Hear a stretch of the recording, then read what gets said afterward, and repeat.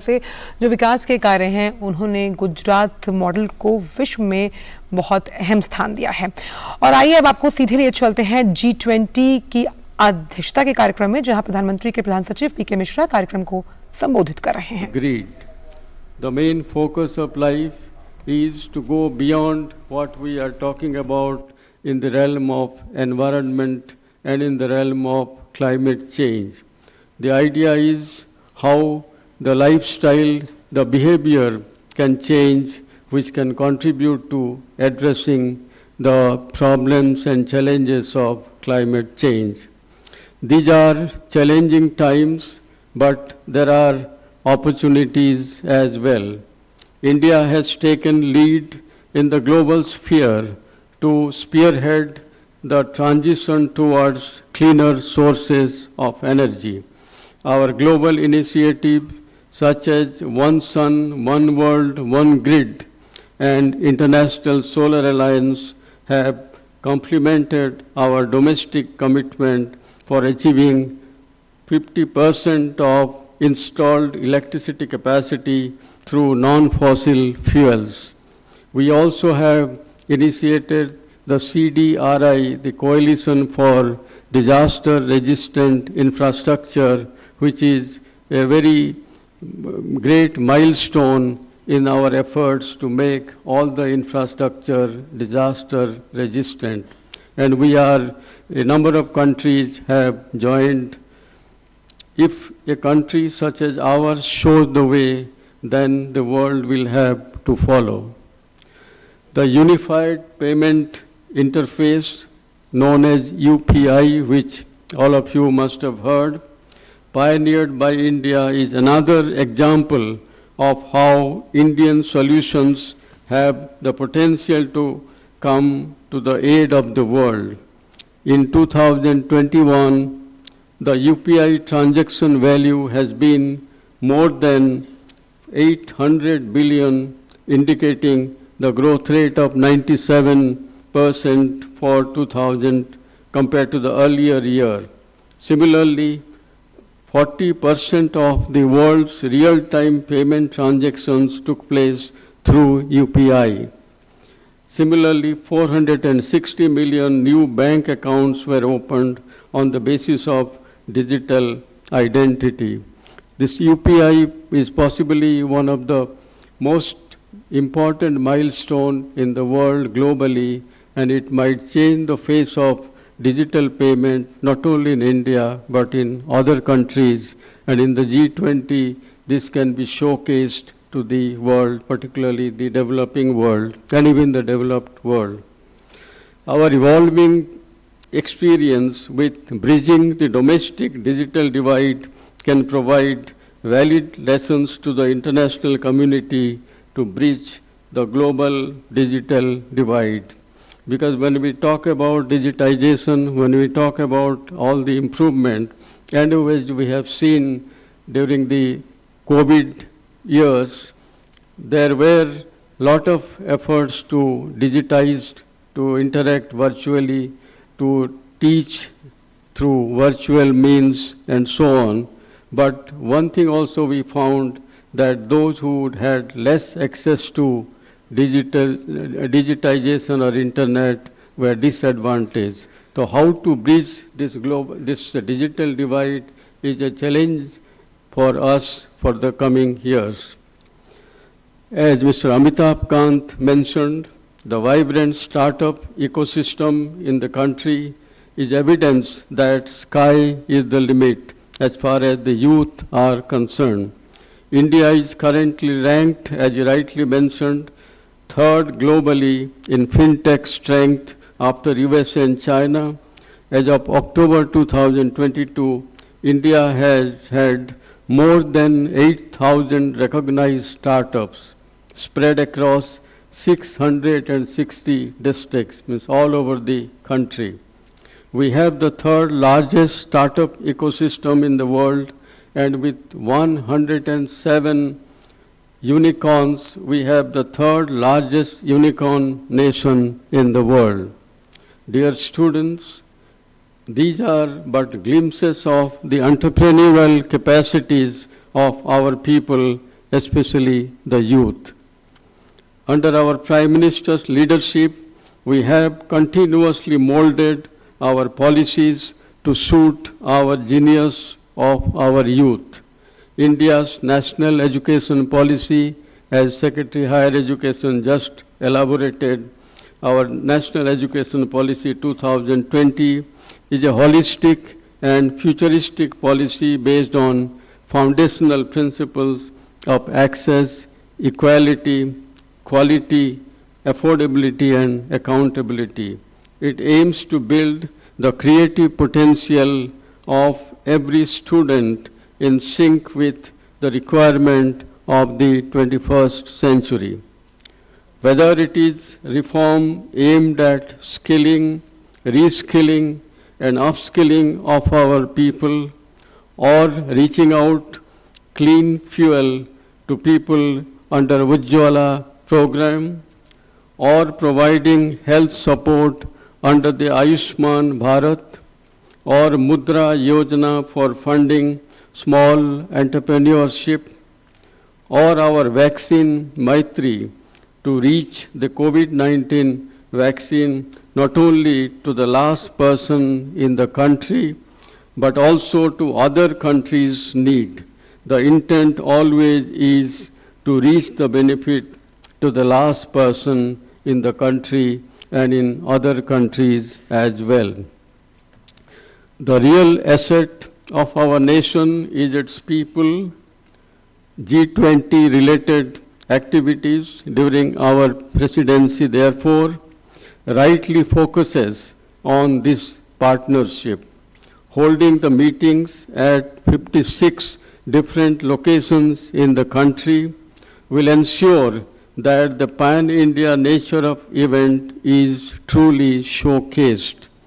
Every state government, every union territory, and every citizen is a stakeholder in the process of India's presidency.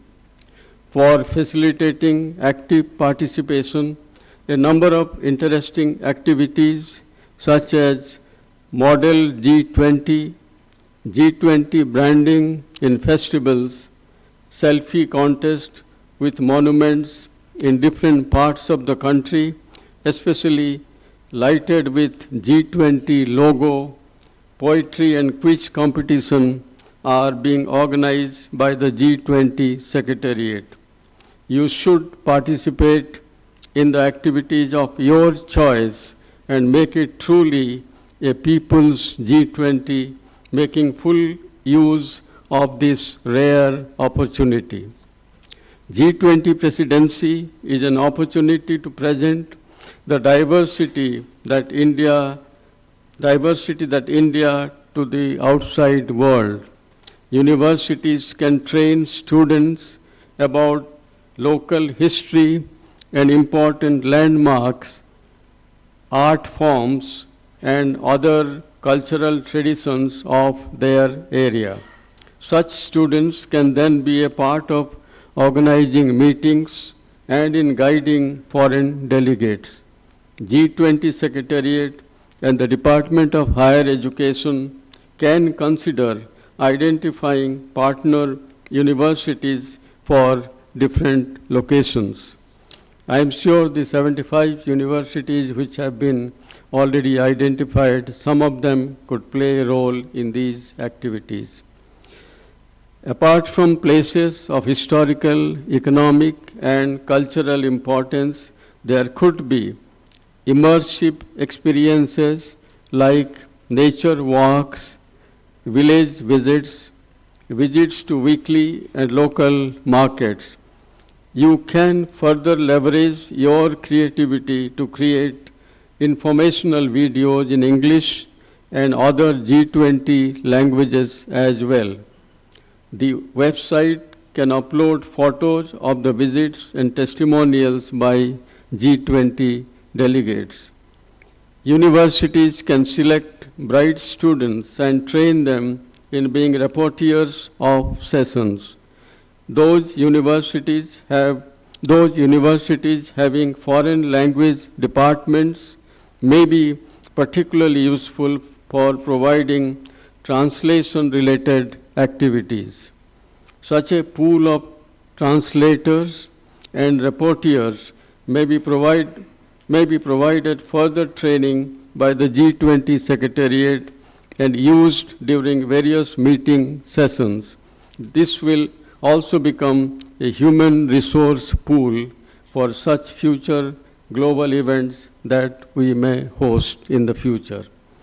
The G20 meetings will be a unique opportunity to learn from the different countries' experiences.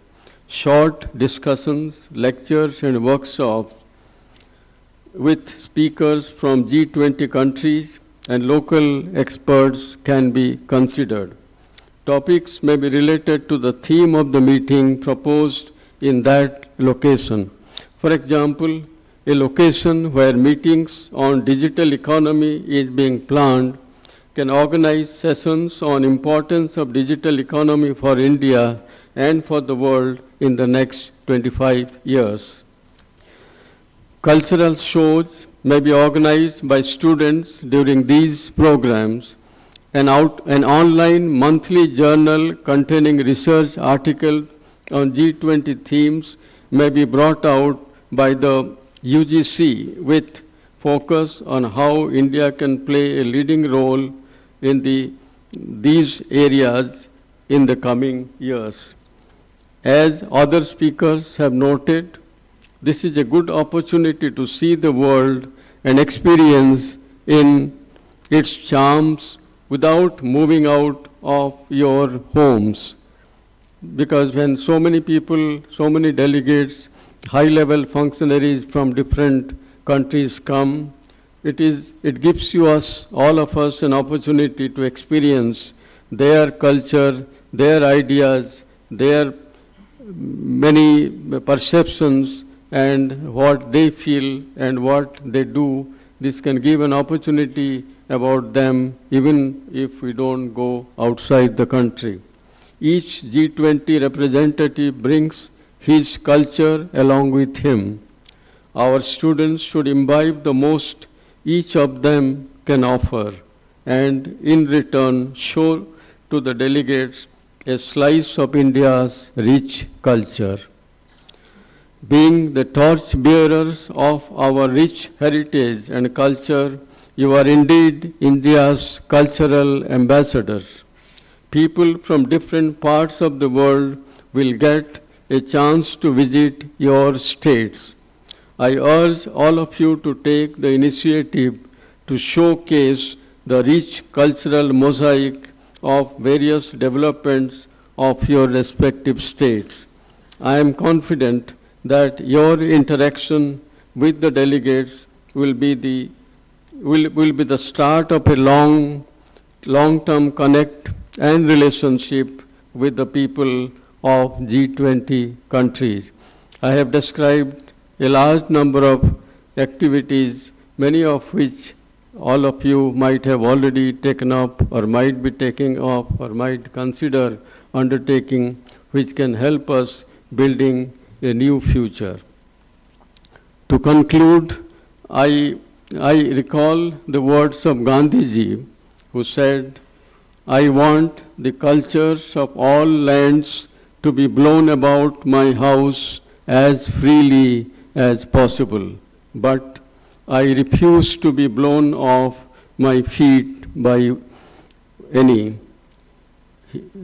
Again I repeat, Gandhiji said, "I want the cultures of all lands to be blown about my house as freely as possible, but I refuse to be blown off my feet by any."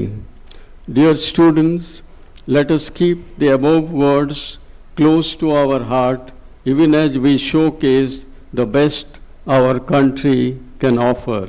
I wish you all the best and a very successful and happy New Year 2023. Thank you.